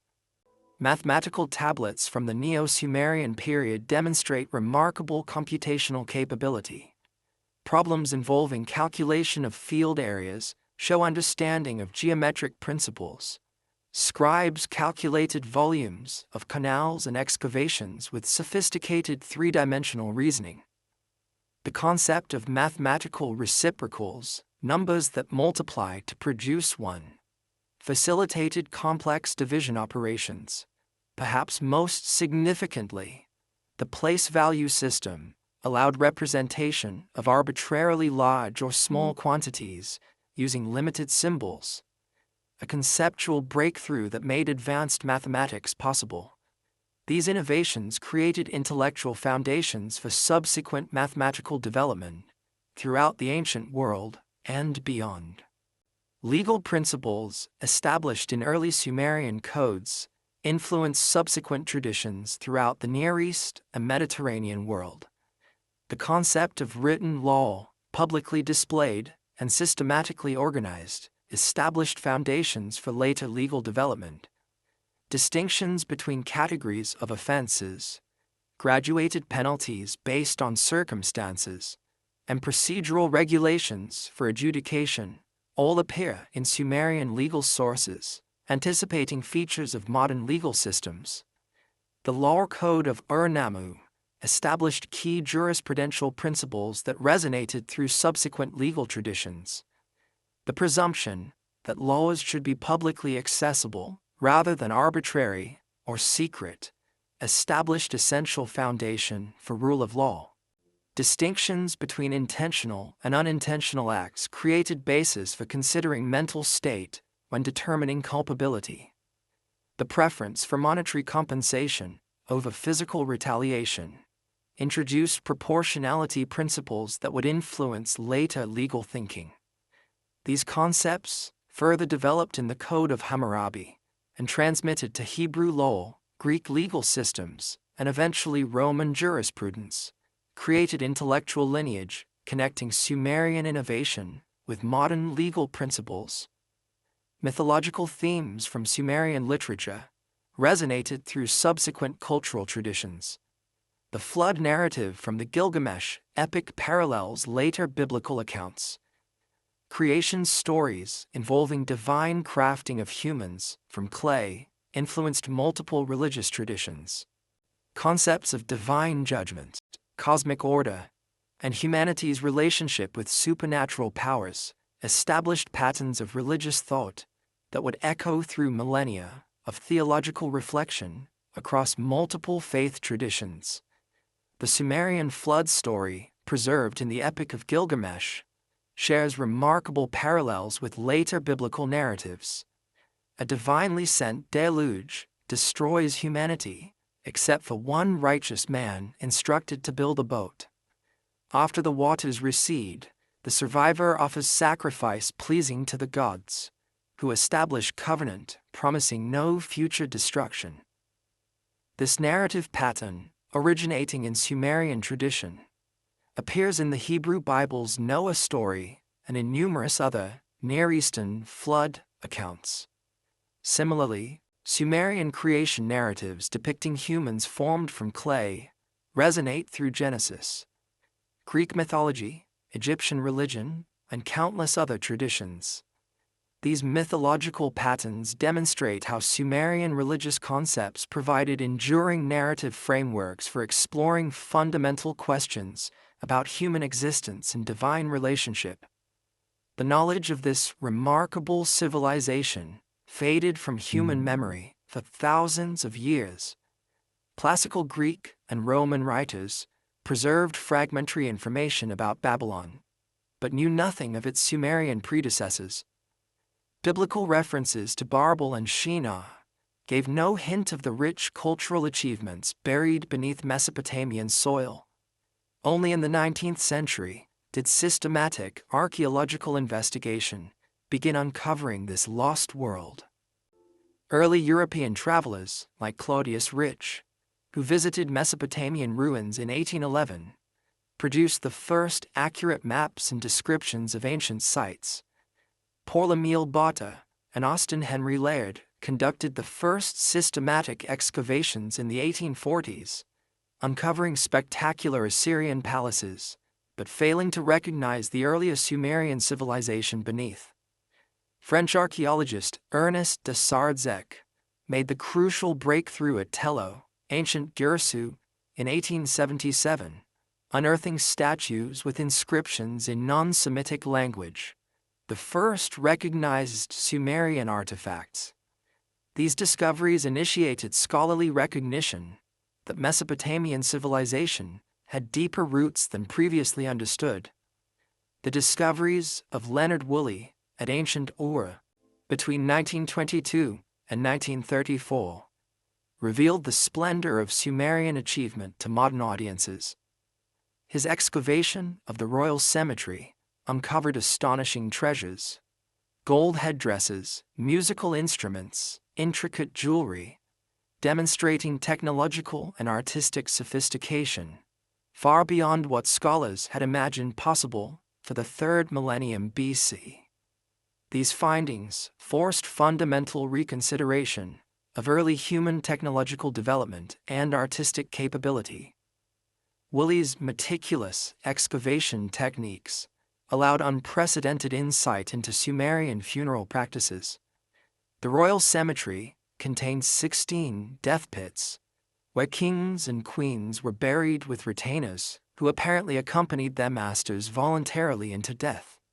These graves yielded extraordinary artifacts, including the standard of Uruk, the gold and lapis lazuli ram in a thicket, and the magnificent headdress of Queen Puarbi. Perhaps most remarkable was the discovery of musical instruments, including a silver lyre with gold and lapis decoration, providing tangible connection to Sumerian musical traditions, previously known only through textual references. These discoveries transformed understanding of Sumerian artistic achievement, while raising profound questions about social practices surrounding death and kingship. Equally significant was the decipherment of cuneiform writing, allowing Sumerians to speak again through their own texts. This process began with Georg Grotefend's initial work on Old Persian inscriptions in 1802, and culminated with Henry Rawlinson's breakthrough translations of Babylonian texts by mid-century. Subsequent generations of scholars, working with hundreds of thousands of recovered tablets, gradually reconstructed Sumerian language, literature, and history, revealing the remarkable achievements of this pioneering civilization. The decipherment of Sumerian presented unique challenges, since it represented a language isolate with no known relatives to provide comparative insights. Edward Hincks recognized the language's agglutinative structure, where grammatical elements attached to word stems. François Lenormand identified crucial phonetic values for many signs. Jules Aupert first proposed the name Sumerian in 1869. Recognizing this was the language of ancient Sumer, mentioned in Akkadian texts. By century's end, scholars, including Friedrich Delitzsch and François Thureau d'Angers, had established systematic understanding of Sumerian grammar, enabling translations that revealed the extraordinary literary and intellectual achievements of this ancient civilization. The modern understanding of Sumer continues evolving through ongoing archaeological research and textual analysis. Digital humanities approaches allow new insights into administrative and economic patterns. Scientific examination of artifacts reveals previously undetected details of technological processes. These investigations continue expanding our appreciation for humanity's first civilization and its enduring impact on subsequent human development. Contemporary archaeological methods have revolutionized understanding of Sumerian society.